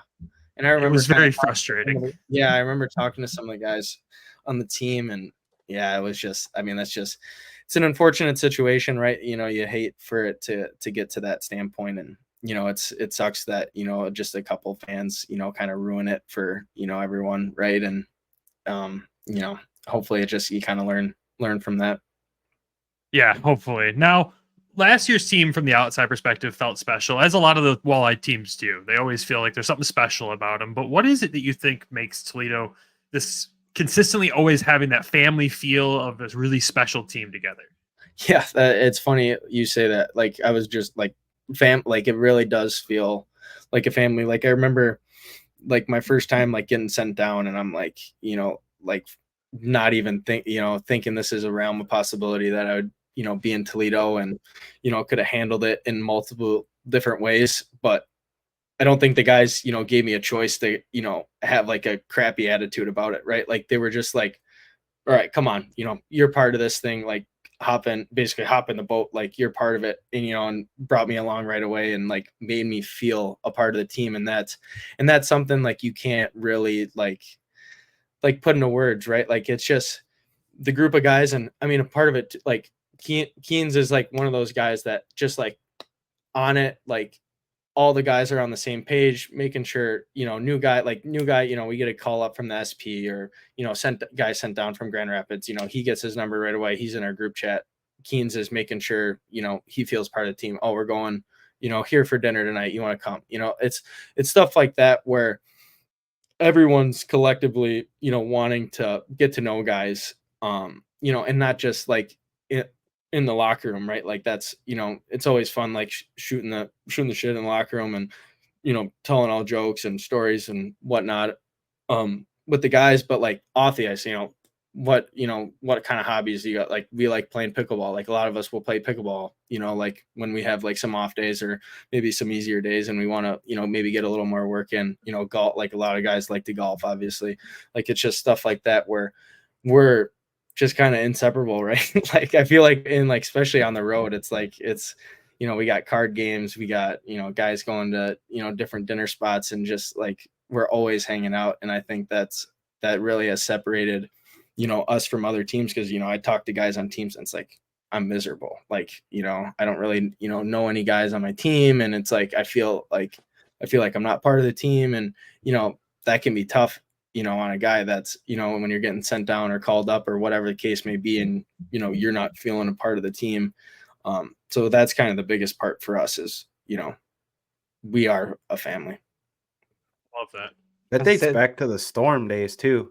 100%. And, it's cool you say that, because when we had that, that kind of luncheon with them during that Storm weekend, I was able to meet a couple of them, and like, it was crazy, just like hearing their stories, and just like, get to see them interact, because they hadn't, seen each other. A lot of those guys hadn't seen each other in so long. And it was so like, you could tell like those teams were special, just like the way they talked about it, the way they told their stories, the way they, laughed about the stories, like, it was just stuff like that was like super cool to see, and just kind of like be able to kind of remember them on that night was like super special. Yeah, we've had a lot of fun this summer. We did a special series with interviewing a bunch of the guys from the Storm. It's a 6-part series we did, so we've gotten to get to know quite a few of them. And yeah, some of their stories are legendary. Oh my gosh, yeah, it's like that's unreal. yeah, we can leave it at that. I do want to touch on something before we move on. Is so like 2 years ago, we were trading players back and forth from Toledo to Grand Rapids quite a bit, and we had a lot of the Toledo guys up here, and you could tell like there was a season ticket signing, and we were talking to the guys because we were getting ready to go to Toledo literally the next weekend, and you could just tell like the smiles on their faces of how much they love being down there, and how much like just the joy of playing for those fans. So like when you say it's like a family, we saw that in Grand Rapids too. For sure, yeah. Were you talking to Coase or what? He loves the fish. No, it was before Coase was up here. Oh, okay. So we had like Riley was up. I'm trying to remember everybody that was up here. Yeah, I think even you were up here at that point in time. Yeah. This was not this past season, but the season before. Yeah. Okay. When Ben was up, when Ben was coach. Oh, okay. Gotcha. Yeah. So it'd probably been like me, like Warzy, Warred. Yep. Maybe Tootsie. Yeah. Okay. Barton. Toots. Yeah. Oh yeah. Sweet. Yeah. No, I mean, and that's a thing. Like, obviously, like I said before, it's like when, like us that are on, Grand Rapids deals or Detroit deals, whatever the case may be. It's like, all right, you know, we're obviously like a little bit personally disappointed, right, to be in Toledo in a sense. But at this, like I said, it's like you kind of don't have a choice to be once you're down there, because like you just feel part of the team. It's special. Like I want to give my all, you know, not only for the city of Toledo, but also at the same time, like, all right, you know, this we do well here. I can move up to Grand Rapids, you know, and that's how, like, I've kind of always looked at it as a perspective, like, you know, I can only control what I can control, right? Like, if they want me to be in Toledo, I'm going to be in Toledo. I'm going to give 110% every night, give it all it takes, whatever I got, you know. Grand Rapids, same thing. So I just know, like, you guys are signing like 200, 300 jerseys, autographs, everything. And we're like, you guys are just like looking down, sign it. And it's Yeah. like, we're going to Toledo. It's like, what? You love the Walleye. And like every single player, like it was just a night. It was like a full different team. It was a full different culture, full different atmosphere. And like you could tell it was really good. You guys were really happy down there with the culture. So 100%. Yeah, 100%. Let's take a trip down memory lane. Before your Michigan Tech days, you played 2 seasons in the USHL with the Green Bay Gamblers. Yeah. It tore it up that second season. What did you adjust going into your second year to be more productive, to have that hot streak? Yeah, I mean, honestly, like, you know, I did, you know, I had a great summer, like working out and like training, but I think honestly, like the biggest thing for me was just kind of having like confidence. Like that first year, like it was a big step for me. Like I was playing Wisconsin high school, like I was playing like some before and after AAA. Like, so I had been around like the best players in my age group, but like, you know, taking that next jump, you know, you're playing 2 or 3 years above that are guys that are, you know, the best guys in their age group.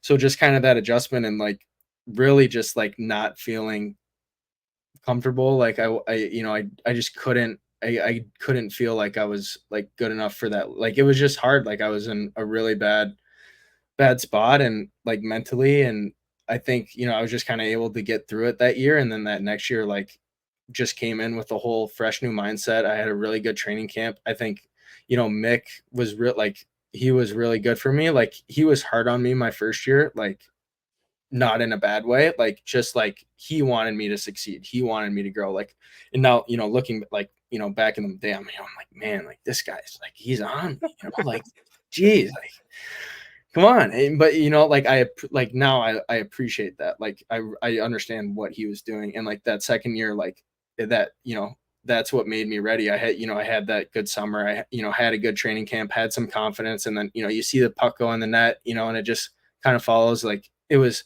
just kind of all the dominoes fell into place. And it just helped. Like Mick was, I mean, he's always been so, you know, vital in my kind of development. Like they took a shot on like a local kid in me, you know, drafting me, and, you know, kept going on the affiliate list, like kept earning that right. And, you know, was able to make the team and, you know, just kind of keep developing me and, you know, keeping the faith, you know, cause there was probably times the first year where he was thinking that, you know, I wasn't really going to be, you know, the player that they might have thought. But yeah, just super, super thankful for, you know, kind of that relationship that's blossomed. And like, it was crazy. I mean, you're probably going to ask the question of, like what it's like now.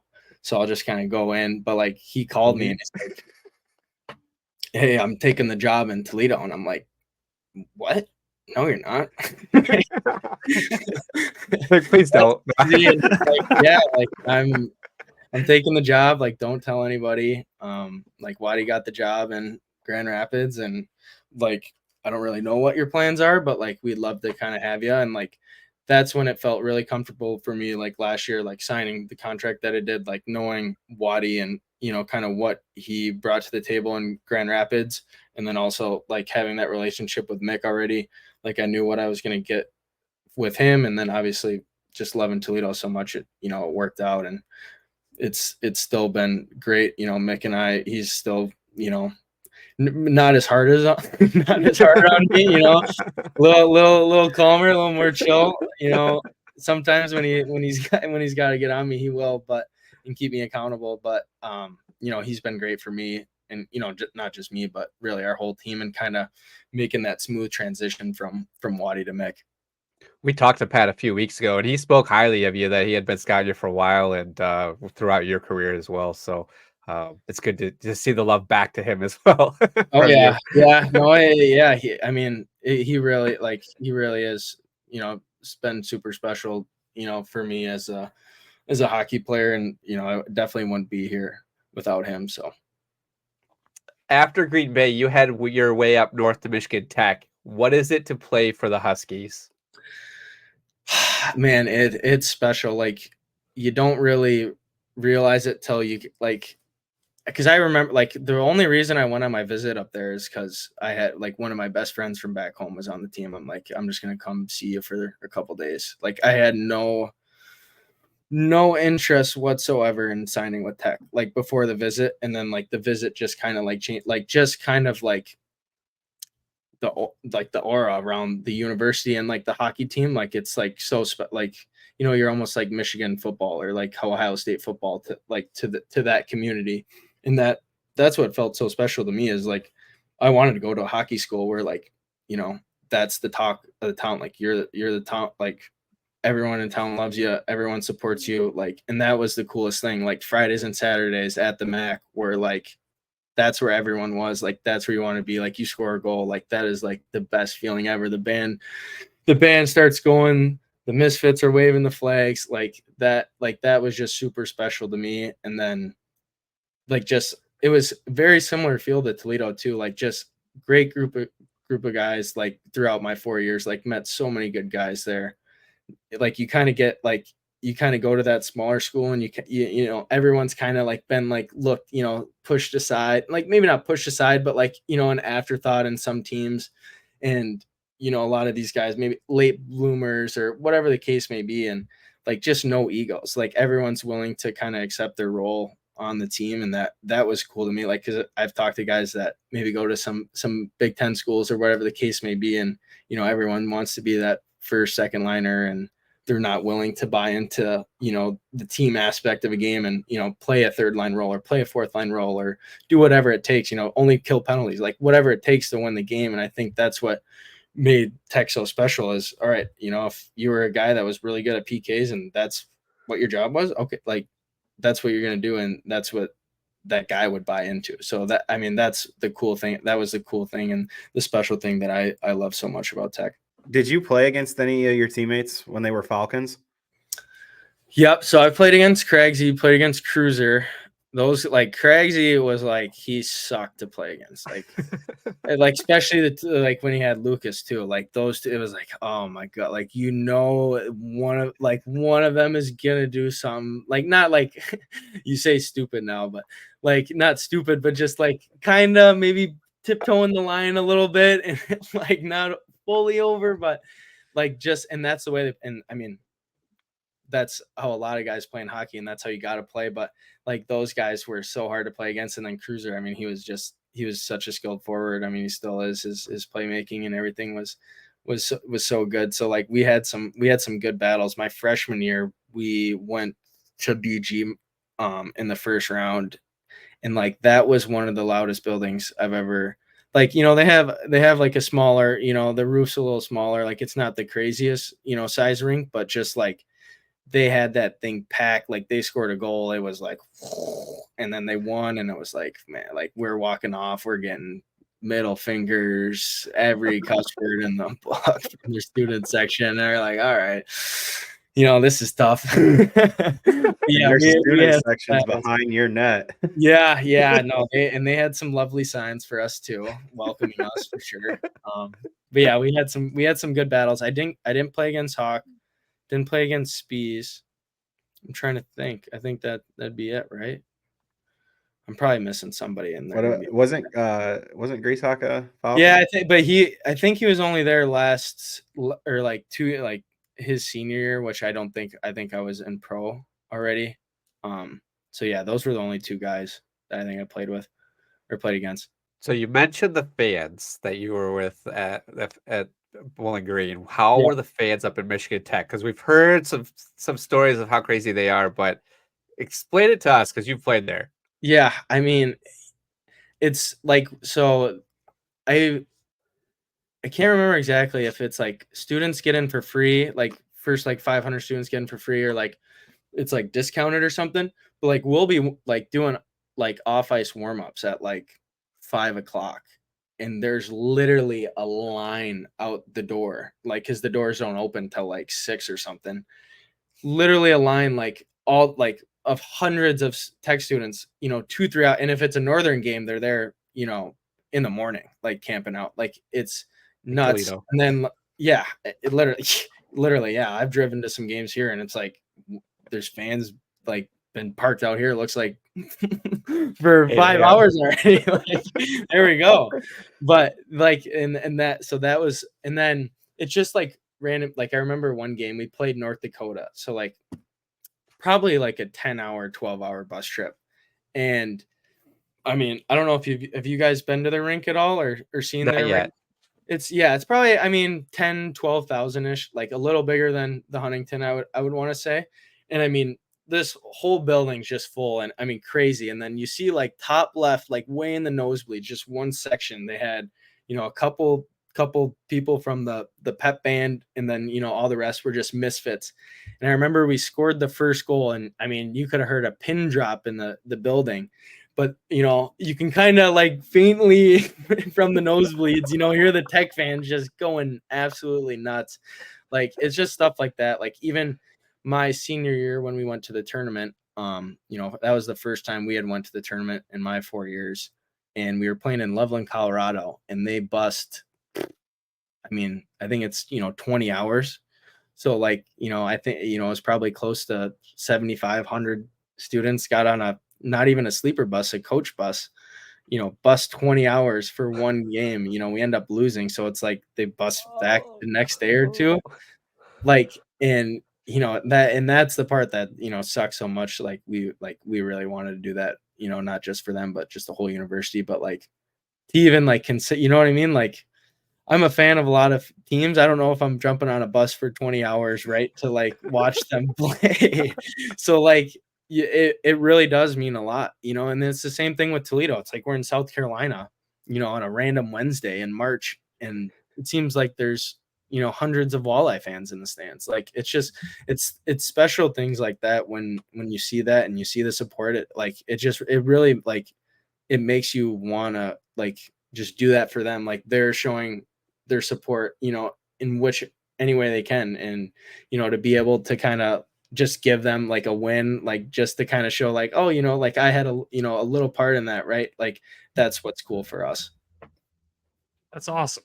Yeah. I definitely want to get up there for a game one of these days. But oh yeah, for sure. I mean, the Northern Tech, like that one is like that. I mean, all of them are sweet, but like that one is like chills, like I've really only gotten like chills for a game, like any playoff game at the bank, like just like hearing that hit somebody is just like, oh man, like it's the best. And then like a Tech versus Northern game, like, in college, like they do, like they announce the starting lineup and, the guys skate out, like during that, like, it's just like, you're sitting on the blue line, like drop the puck. Like, I just want to play, like, let's go. Oh, yeah, it's on the list. It'll happen. Now, the 21-22 season, you end up in Grand Rapids for a few games. How did you end up here? So I signed right when so I played that NCAA tournament game, got back to Tech. I think I was there for, 4 or 5 days, like just kind of like trying to figure, I had a couple options, couple offers, and then Grand Rapids kind of just ended up being like the best fit, I think, for me at the time. And so I ended up driving there. First weekend I got there, we were playing a 3-3, which in the American League is like very uncommon. In the coast we have them every freaking weekend, but in the American League, very uncommon. So I'm like, like play game one, like that was sweet. Like first pro game, like quick turnaround to game two, and then it was like bus to Milwaukee. So like that was kind of like my first like, oh, like you wake up on Sunday, like after getting in at like 2 a.m. or 3 a.m. I forget what it was. And like, the body's starting to feel it. And then that first period, I got a puck off the wall on a breakout, and I went to chip it, and a guy kind of like hit me weird from behind, and my shoulder went in the boards first. So I separated my shoulder, and I third pro game. And that cost me the rest of, because I was, the plan was to play, I think they had, full month of April basically. So I think it would have been like 15 or 16 games. But yeah, so that kind of derailed, that last month. And, it sucks because, that would have been obviously a good opportunity to kind of be able to get your feet wet a little bit. But so, yeah, that's where those 3 games happen. Thanks, Milwaukee. Jesus. Yeah, right. Screw them. Yeah. You've played back and forth between the Griffins and with the Walleye. In your opinion, what's the biggest difference between the AHL and the ECHL? I mean, the depth is, obviously big. Like, I think there's just some teams in the coast that, I think the coast has, every team's got I would say a really good top line. And then, the second line is kind of like where it separates the good from bad teams, like there's a severe drop off. And then like, I would say the great from good teams is like that third and fourth line. So I would say like the depth is like kind of like a big one that I see. Cause it's like, obviously like those top line guys in the A, like, a lot of them either are former NHL players or like, kicking at the curb to be in the NHL. So and then just like a step faster. Like, I feel like the physicality wasn't really like a crazy thing for me. Like, it kind of just team dependent. Right. And I think that's the same for the coast. Like, just kind of depends on the team, like how physical they are, but just like, you really got to be on top of like, all right, if I'm getting the puck, like, where's my next play? Like, what am I doing? Like, really being able to process the game at that level was kind of like my biggest, I think, learning curve. And I think like my first pro season, like I really did a good job. Like as the season progressed in the American League, like being able to kind of like the game like slowed down for me, like being able to like read, like being able to process like what's next. And I mean, a big part of that was like being able to play in Toledo, like a lot, like just getting my feet wet. And that's something I was like super thankful for my first years, like not just like being healthy scratched in Grand Rapids. Like I was super thankful. They were like, all right, you're not going to play here. Go play some games in Toledo till we need you. And that was like, okay, like perfect. Like I'd rather be playing games than sitting in the stands, eating popcorn, like fine by me. And that was able to like it is a step slower, sure, or half a step slower, but like just getting those reps, seeing what it is. Cause I mean, it isn't the craziest jump of all time. Like for me, like getting those reps really kind of prepared me for like getting that call up and being like, feeling like I was ready to go. Whereas like, if I'm just sitting in the stands, I feel like I'm not, getting much better. Yeah. And speaking of call up, you had a situation recently where you were called up and sent back and forth 3 times in 2 days and turned around and had to play a game for the Walleye that Sunday. Yeah. What was that like? I mean, I've had some crazy, like last year we had some crazy ones. That was probably not even like, that was like an easy one for me. Yeah, I like totally, cause it was like, I think we played Kalamazoo. I drove up by myself because I was playing in the game in Kalamazoo, and then I was going to drive my car to Grand Rapids after the game just so I had it.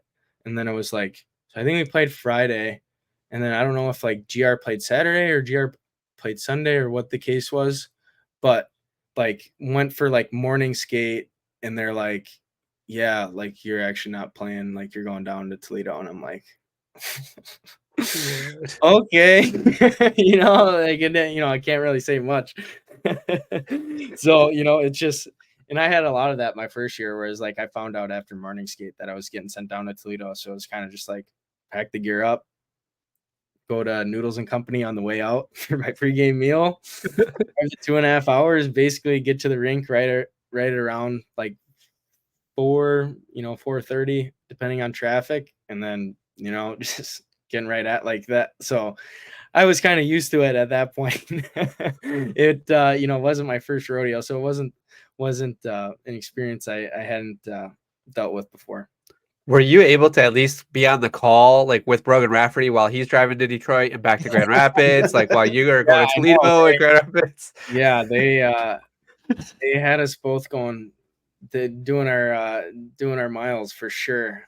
Yeah, I kind of I did see that with Raph a little bit. I didn't really get the chance to talk to him. I wasn't like called up much like in the second half of the year to kind of like ask him like how that was, because like, you know, very, very similar. Like, I mean, obviously he's getting called up to the NHL, like a little bit different, but you know, as far as like being back and forth and like, you know, maybe not having like much like comfort or like security of like, all right, where am I going to be the next day? And that, you know, that's times like I think fans don't like, it's hard on players. Like like, you know, we wake up, it's like you go to the rink, like, oh, you know, like you're having a coffee with the guys and, you know, Mick calls you in off like, hey, you're going to San Diego.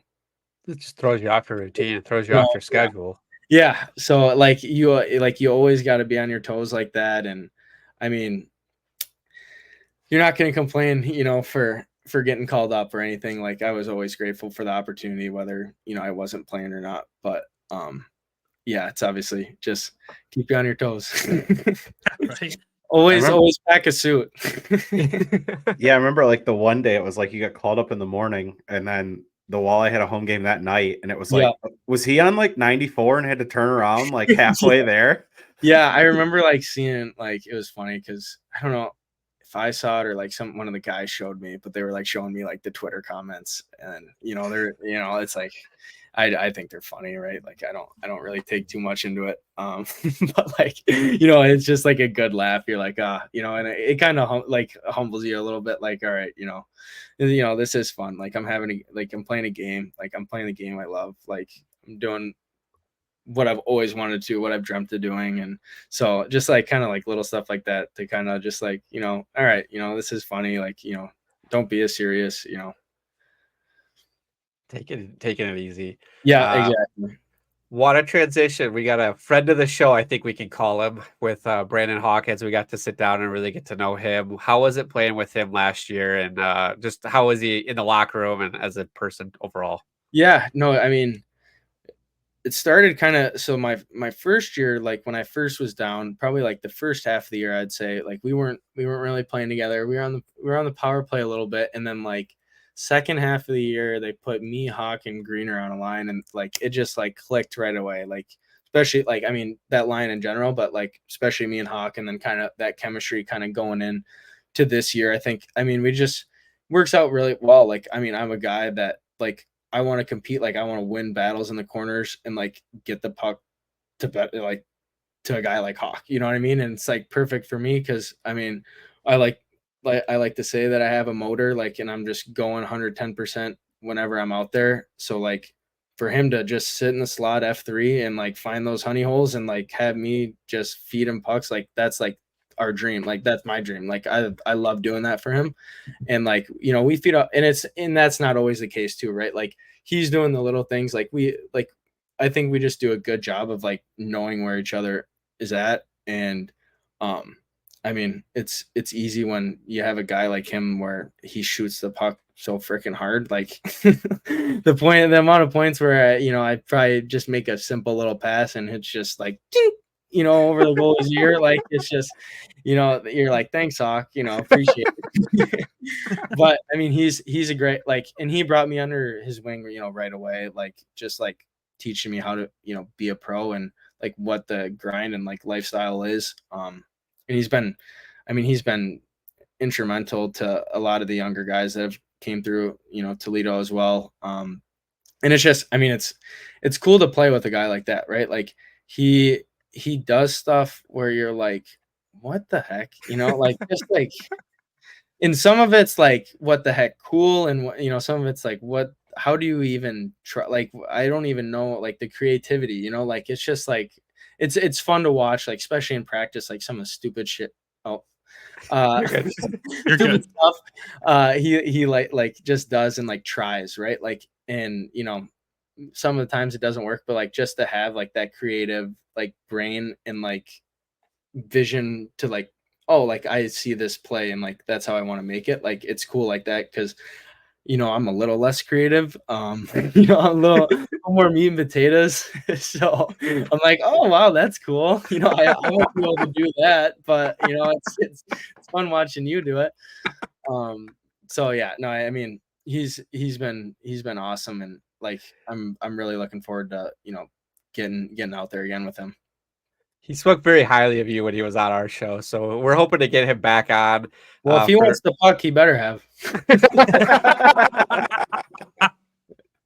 No, yeah, I mean, it's a love hate. You know, there's some days where he's probably not speaking. You probably just caught him on a good day. So.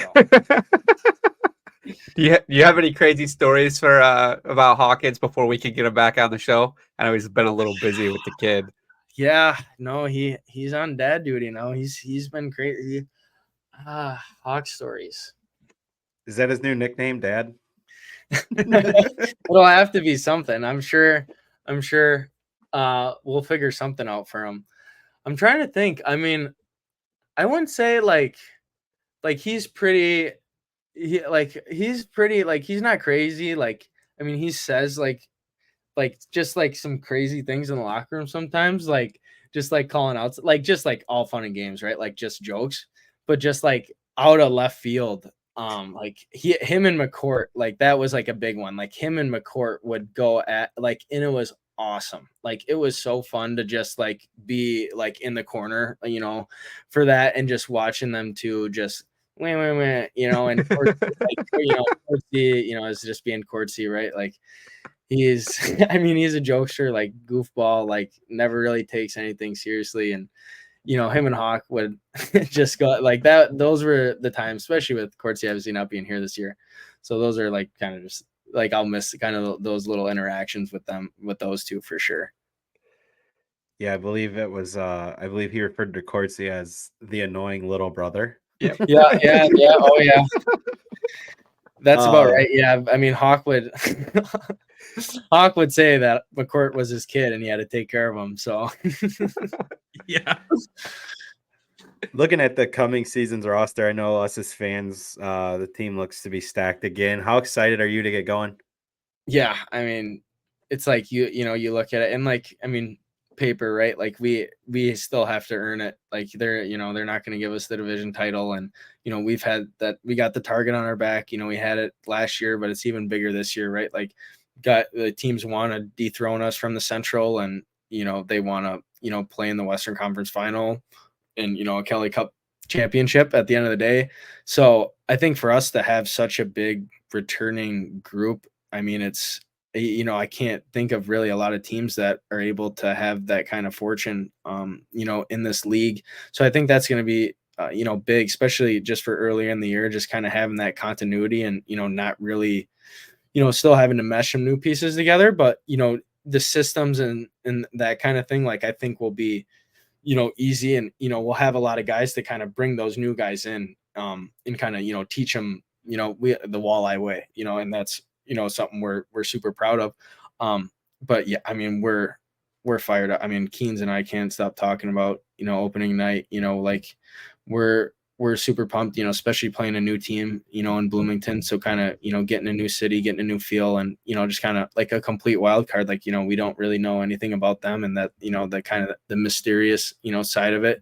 So that's like cool for us. And then, we're like, don't want to look ahead, but like, we're excited for that Boise trip, that second week. Like that's something, we kind of have like circled on the calendar, like, a little bit of like unfinished business. Like, we got some, revenge tour. Yeah, exactly. Revenge tour. Like, so I think, especially like for guys like Keens and, Hawk and I that have been here, the past 2 years, and, even Craigsy, like experienced that letdown in Idaho. I think that's like something we're kind of really looking forward to. And I think just keep building on what we did. Like, obviously the year didn't end the way we wanted, but like we're making strides. We're progressing as a team. And I think, to have Mick as a second year, like in his second year, like feeling very like, I mean, you can't feel comfortable as a coach, but like knowing the organization, like knowing what to expect from a lot of the guys on the team, especially a lot of the returning guys on the team, and kind of just being able to gel those new guys, smoothly. I think, we just can't wait for puck drop. I know you kind of mentioned like guys have like some unfinished business with Idaho, and they're looking forward to that. And like I kind of said like after, you guys got knocked out, I was like, just have Florida win it and then go back next year and then we beat them in the finals. Cause I know there's probably so many guys that just want to be the guys that end that run. Yeah. So I hope that kind of gives you guys like even more juice. Like we want this even more. No, 100%. I mean, and I wasn't, I haven't played Florida, and that's like, so that's a team like, I've been itching, to play against because they're the best for the reason they won, is it 3? I think 3. It's right? 3. Yeah. 3 in a row. You get a chance to play them because the Orlando change. So you get to go down there now. I mean, I know you guys probably wanted to go to Orlando, Florida, but you still get to go down to where they're at and play them. It's kind of like a whole revenge season for you guys. We're playing Florida. I am itching for that, too. Like that's one where I'm really excited to be playing. I haven't really looked, closely into the roster, like who they have returning, but it's kind of one of those teams where it's like Toledo, Idaho, like it doesn't really matter who they have. Like they're just going to be good teams, right? Like they're going to find good players and put them in situations to execute and succeed.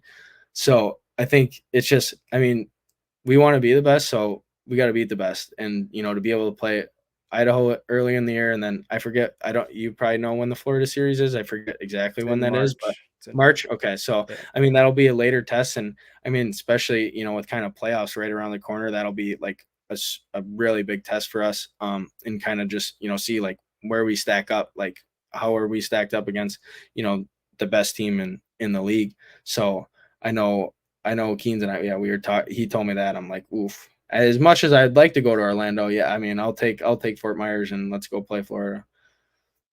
Heck yeah. One of the last things I want to do before we wrap this up here, we do it with everyone, is our new segment called One Timers, just some rapid fire questions at you so the fans can get to know you a little bit better. So favorite hockey player? Danny Heatley. Ooh, or Joe Pavelski. Also a good one. Favorite arena you've played in, not counting Toledo and GR? Easy one, then I would have to go Tech. Yeah, I should have taken that out too. Easy. I would say on North Dakota was really that was really cool. Nice. Favorite arena snack? Ooh, I'm popcorn. Movie or podcast guy? Music or podcast? Or music or podcast. I'm sorry. Music or podcast guy? Podcast. I like guys I'm not a big music, they play whatever they want in the locker room. That's their jazz. I like whatever. All right. Favorite bus trip activity? Cards. I love being in the back playing cards with the boys. I'm not much of a lay down, be in the bus. So get me in the back. Pineapple on pizza? No. Jail. Good answer. No, it's either one or the other. So I just got to be far. You're going to jail if you like pineapple on pizza. Favorite road trip movie? I like The Love Guru. Ooh. It's a classic one. And then last one, least favorite arena to play in on the road?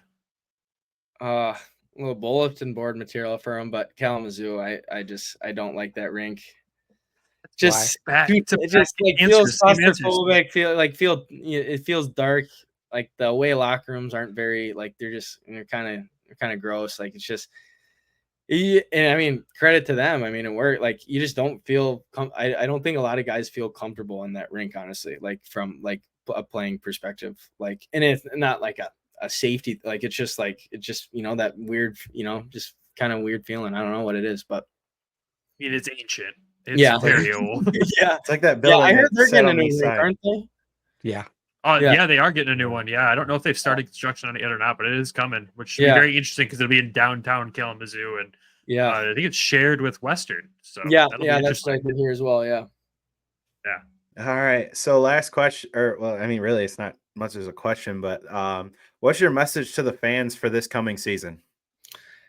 Message? Just really just keep showing up, keep supporting. We really appreciate it.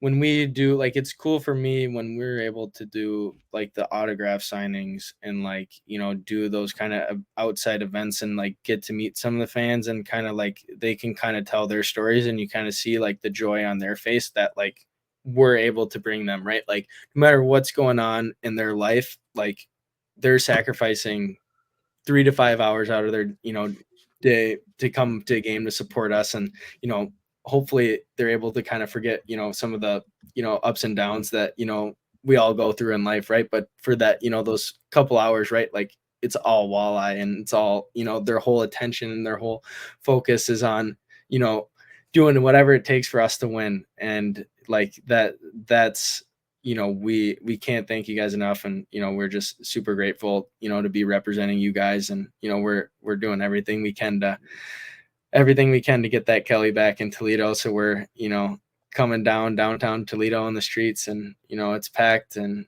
you know, we're drinking a lot of alcohol or adult beverages and, you know, it's all fun. So that's every day. Just know we're working towards that.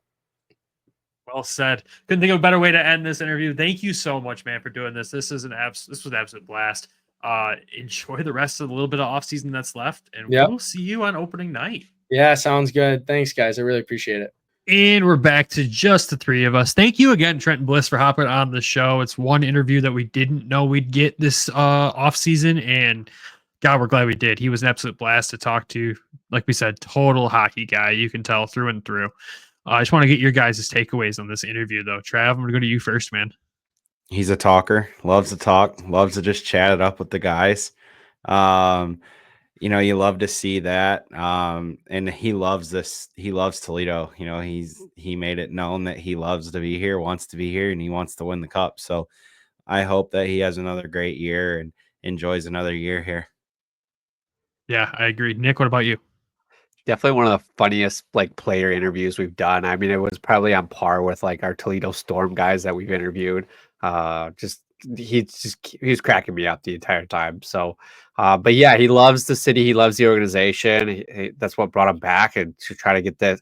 I think it's on everybody's forefront is we're going for the cup. Like that's the mission. That's the goal. Like you guys could say it every year, but like they really mean it. Like I don't know about everybody else. Like it's always everybody's goal to go out and win it, but I think this is like just so real, like how cup close it actually can be. Yeah, it's I mean, literally cup or bust.